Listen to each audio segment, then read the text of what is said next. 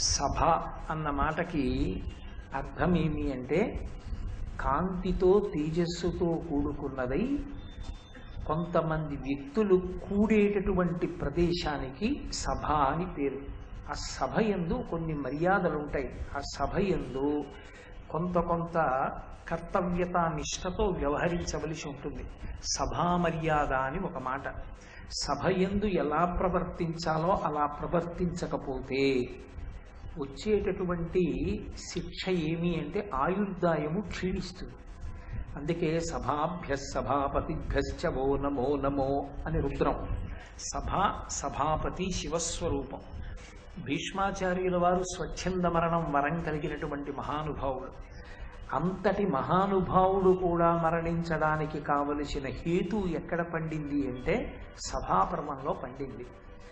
సభాపర్వంలో ద్రౌపదీదేవి అడిగినటువంటి ప్రశ్నకి ధర్మం తెలిసి కూడా జవాబు చెప్పలేదు కాబట్టి, ధర్మం తెలిసి ధర్మం అడిగిన వారికి సభలో జవాబు చెప్పకపోతే తెలిసి కూడా ధర్మాన్ని పైకి చెప్పకుండా ఆపిన వారు ఎవరున్నారో వారందరూ కూడా మృత్యువునకు వశులవుతారు.